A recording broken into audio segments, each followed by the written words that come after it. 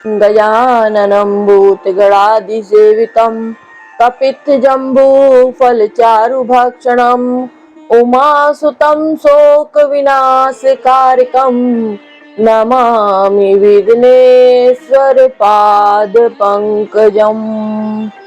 श्रीगुचरण सरोज रज निज मन मुकुर सुधार बरनउँ रघुबर बिमल जसु जो दायक फल चार। जय श्री राम। जय श्री गणेशाय नमः। जय श्री रामचरितमानस किष्किंधा कांड। जय श्री जानकी वल्लभो विजते।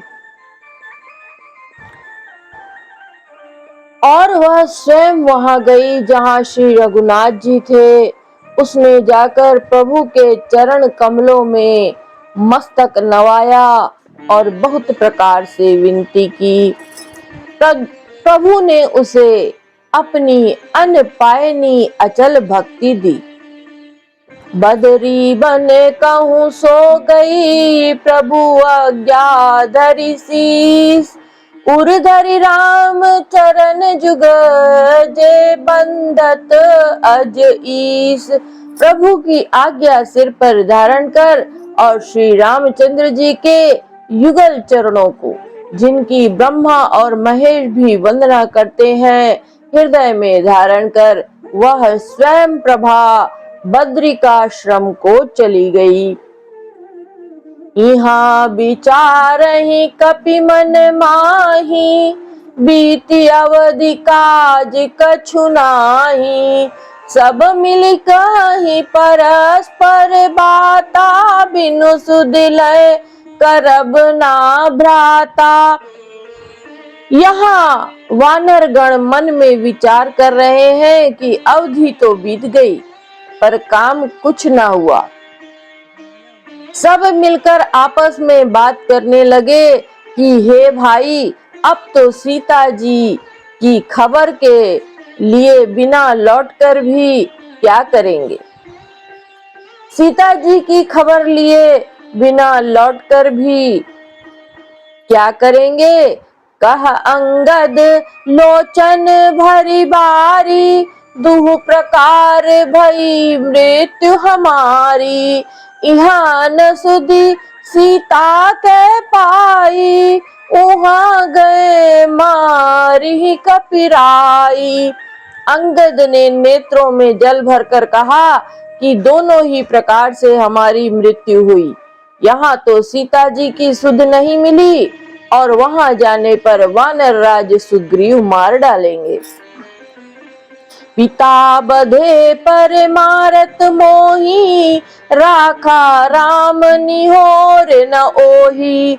पुनि पुनि अंगद का सब पाही मरन भयउ कछु संशय नाही।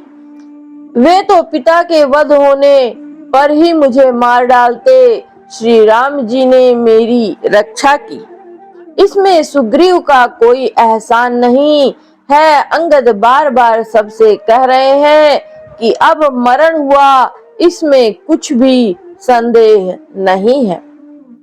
अंगद बचन सुनत कपि बीरा बोली न सकहि नयन बह नीरा। क्षण एक सोच मगन होई रहे पुनियस वचन कहत सब भय। वानर वीर अंगद के वचन सुनते हैं किंतु कुछ बोल नहीं सकते। उनके नेत्रों से जल बह रहा है। एक क्षण के लिए सब सोच में मग्न हो रहे हैं, फिर सब ऐसा वचन कहने लगे। हम सीता के सुध लीने बीना नहीं जय है जुबराज प्रवीणा। अस कहि लवन सिंधु तट जाई बैठे कपित सब दर्प डसाई। हे योग्य युवराज, हम लोग सीता जी की खोज लिए बिना नहीं लौटेंगे। ऐसा कहकर लवण सागर के तट पर जाकर सब वानर कुश बिछाकर बैठ गए। जामवंत अंगद दुख देखी, कहीं कथा उपदेश विशेषी। तात राम कहूँ नर जनि मानऊ, निर्गुण ब्रह्म अजित अज जानऊ। जामवान ने अंगद का दुख देखकर विशेष उपदेश की कथाएं कही। वे बोले, हे तात, श्री राम जी को मनुष्य ना मानो, उन्हें निर्गुण ब्रह्म अजय और अजन्मा समझो। हम सब सेवक अति बड़ भागी, संतत सगुण ब्रह्म अनुरागी। हम सब सेवक अत्यंत बड़ भागी हैं, जो निरंतर सगुण ब्रह्म श्री राम जी में प्रीति रखते हैं। निज इच्छा प्रभु अवतरई, सुरमहि गोद द्विज लागी। सगुन उपासक संग तहाँ, रहहि मोक्ष सब त्यागी। देवता, पृथ्वी, गौ और ब्राह्मणों के लिए प्रभु अपनी इच्छा से, किसी कर्म बंधन से नहीं अवतार लेते हैं। वहाँ सगुणोपासक भक्तगण सालोक्य, सामीप्य, सारूप्य, शास्त्री और सायुज्य सब प्रकार के मोक्षों को त्याग कर उनकी सेवा में साथ रहते हैं। यही विधि कथा कहूँ बहु भांति, गिरि कंदरा सुनी संपाति। बाहर होई देखी बहु कीसा, मोहि आहार दीन जगदीसा। इस प्रकार जामवान बहुत प्रकार से कथाएं कह रहे हैं। उनकी बातें पर्वत की कंदरा में संपाति ने सुनी। बाहर निकलकर उसने बहुत से वानर देखे। तब वह बोला, जगदीश्वर ने मुझको घर बैठे बहुत सा आहार भेज दिया।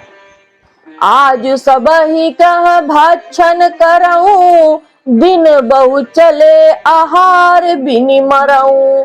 कबहु न मिल भरी उदर आहारा, आज दीन विधि एक ही बारा। आज इन सब को खा जाऊंगा। बहुत दिन बीत गए, भोजन के बिना मर रहा था, पेट भर भोजन नहीं मिलता। आज विधाता ने एक ही बार में मुझे बहुत सा भोजन दे दिया। दर पे गीध बचन सुनि काना, अब भा मरन सत्य हम जाना। कपि सब उठे गीध कहाँ देखी, जामवन मन सोच विशेखी।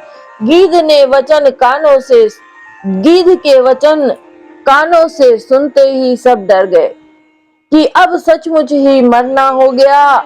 यह हमने जान लिया। फिर उस गीध संपाति को देखकर सब वानर उठ खड़े हुए।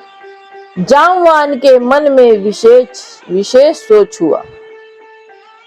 कह अंगद विचारी मन माही, धन्य जटायु सम कोई नाही।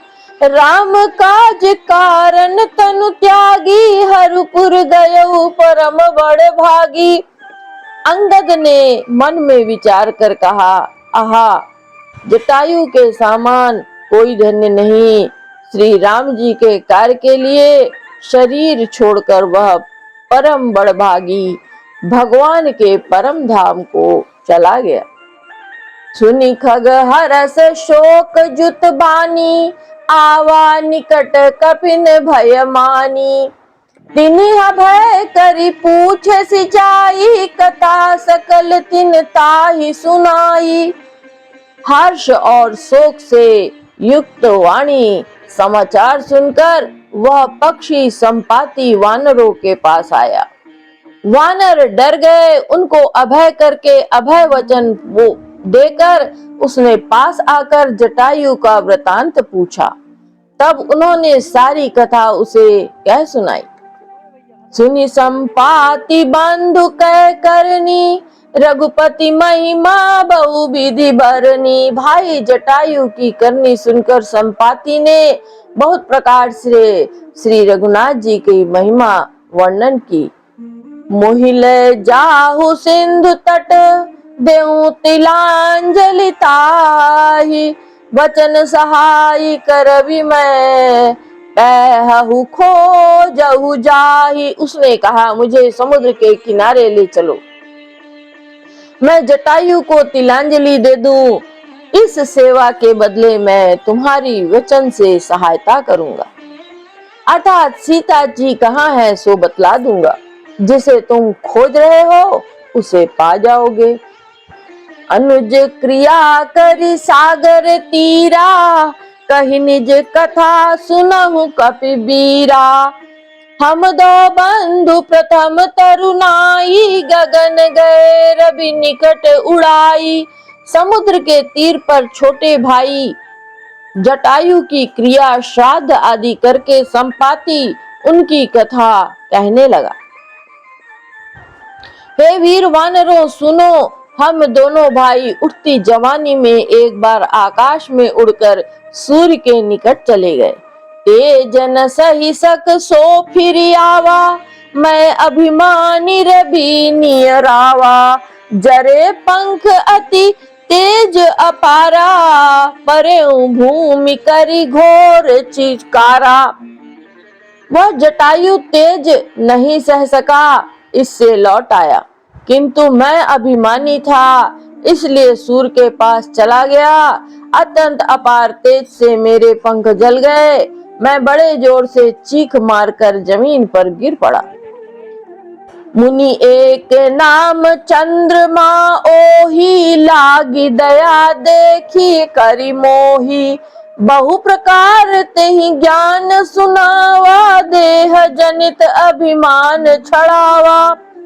वहां चंद्रमा नाम के एक मुनि थे। मुझे देखकर उन्हें बड़ी दया लगी। उन्होंने बहुत प्रकार से मुझे ज्ञान सुनाया और मेरे देह जनित देह संबंधी अभिमान को छुड़ा दिया। त्रेता ब्रह्म मनुज तनु धरहि, तासु नारि निशिचर पति हरहि।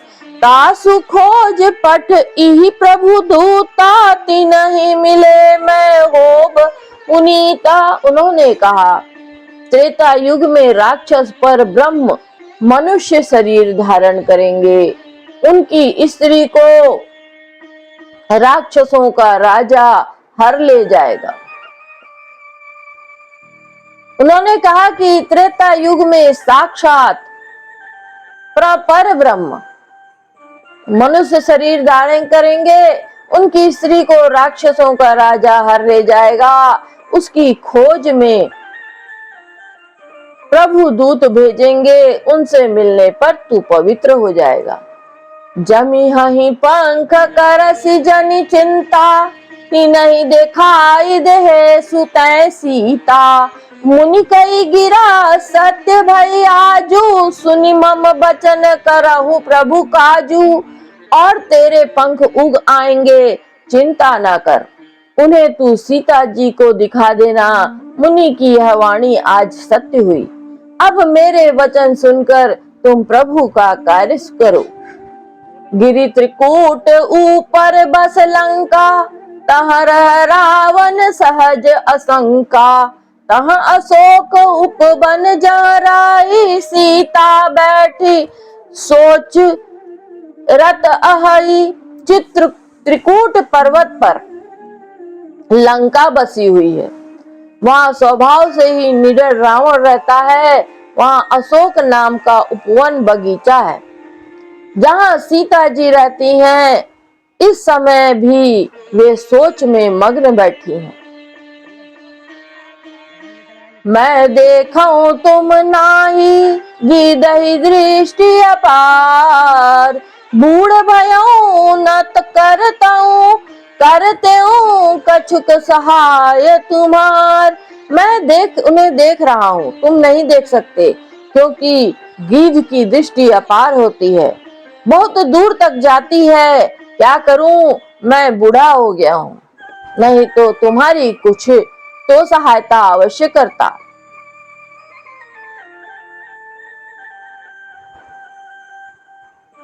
तुम्हारी तो कुछ तो बहुत सहायता करता, जो ना घई सत जो जन सागर करई, सो राम काज मति आगर। मोहि बिलो की धरहु मन धीरा, राम कृपा कस भयउ शरीरा।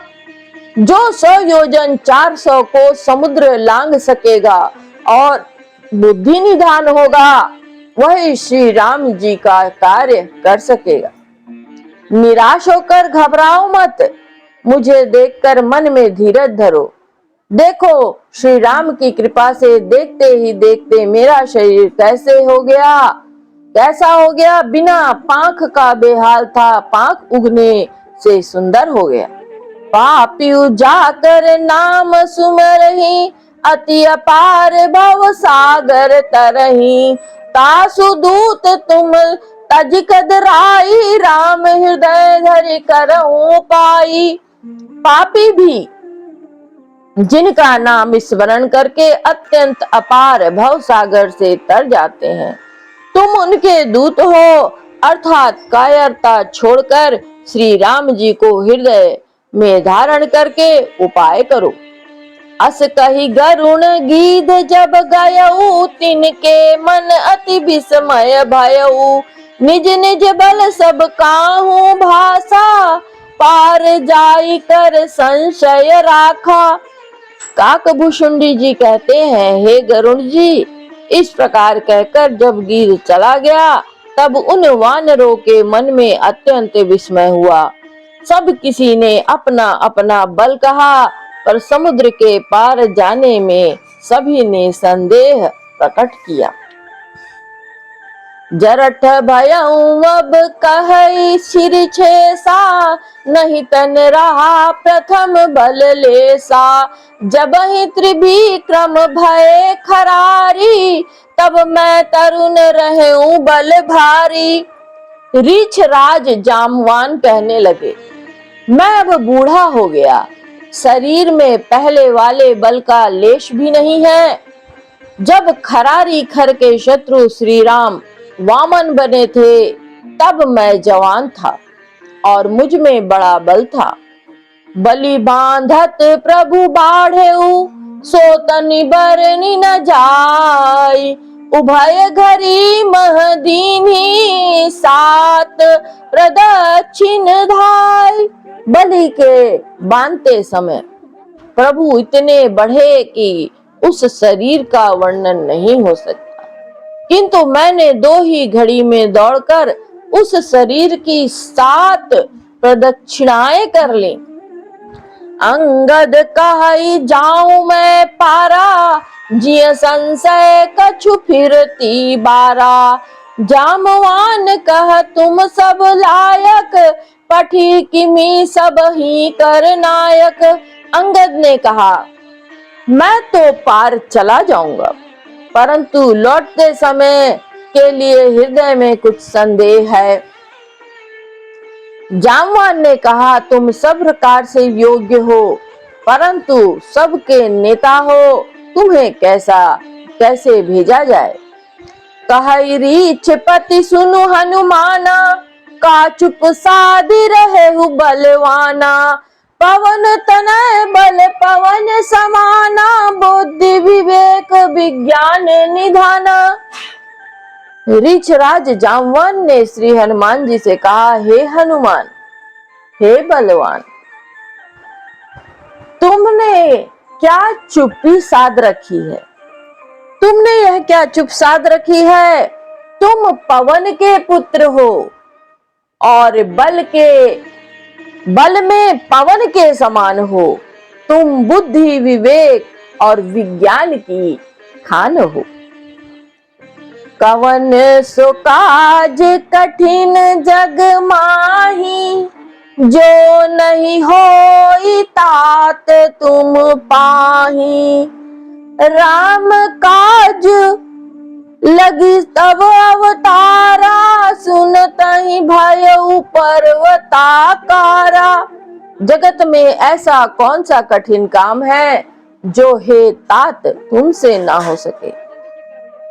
श्री राम जी के कार्य के लिए तो तुम्हारा अवतार हुआ है। यह सुनते ही हनुमान जी पर्वत के आकार के अत्यंत विशालकाय हो गए। कनक बरन तन तेज विराजा, मानहु अपर गिरन कर राजा। सिंहनाद करि बारहि बारा, लीलय नांगौ जल निधि खारा। उनका सोने का रंग है, शरीर पर तेज सुशोभित है, मानो दूसरा पर्वतों का राजा सुमेरु हो। हनुमान जी ने बार बार सिंहनाद करके कहा, मैं इस खारे समुद्र को खेल में ही लांग सकता हूँ। सहित सहाय रावण नहीं मारी, आनऊ इहाँ त्रिकुट उपारी। जामवंत में पूछूं तो ही, उचित सिखावन दीजहु मोही। और सहायकों सहित रावण को मारकर त्रिकुट पर्वत को उखाड़ कर यहाँ ला सकता हूँ। हे जामवान, मैं तुमसे पूछता हूँ, तुम मुझे उचित सीख देना कि मुझे क्या करना चाहिए। इतना करहु तात तुम जाई, सीता ही देखी कहु सुधि आई। तब निज भुज बल राजीव नैना, कौतुक लाग संग कपि सेना। जामवान ने कहा, हे तात, तुम जाकर इतना ही करो कि सीता जी को देखकर लौट आओ और उनकी खबर कह दो। फिर कमल नयन श्री राम जी अपने बाहुल बल से ही राक्षसों का संहार कर सीता जी को ले आएंगे। केवल खेल के ही लिए वे वानरों की सेना साथ लेंगे। कपि सेन संग संघारि, निश्चर राम सीता आनी है। त्रैलोक पावन सुजसु सुर मुनि, नारदादि बखानी है। जो सुनत गावत कहत समुझत, परम पद नर पावई।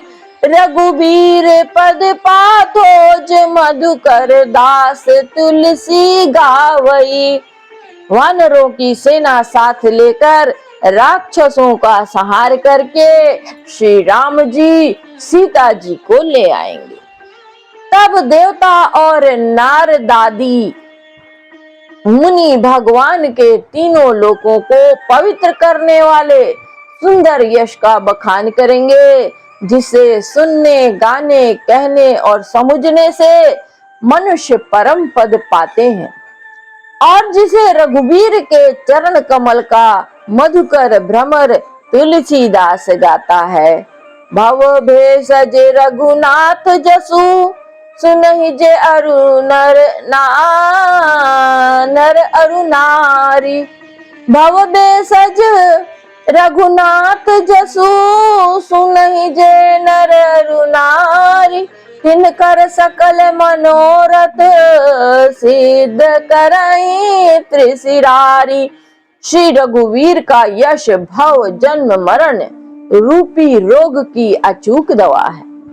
जो पुरुष और स्त्री इसे सुनेंगे, त्रिशिरा के शत्रु श्री राम जी उनके सब मनोरथों को सिद्ध करेंगे। नीलोत्पल तन श्याम काम, कोटि शोभा अधिक। सुनियता सुगुन ग्राम जासु, नाम अघ खग बधिक। जिनका नीले कमल के समान श्याम शरीर है, जिनकी शोभा करोड़ों कामदेवों से भी अधिक है, उनका नाम पाप रूपी पक्षियों को मारने के लिए बधिक व्याध के समान है। उन श्री राम जी के गुणों के समूह लीला को अवश्य ही सुनना चाहिए। मासपरायण 23वां विश्राम इति श्री रामचरित मानस सकल कलिक लुविध्वंस ने चतुर्थ सोपान समाप्त। कलयुग के समस्त पापों के नाश करने वाले श्री रामचरित मानस का यह चौथा सोपान समाप्त हुआ। किष्किंधा कांड समाप्त। जय श्री राम।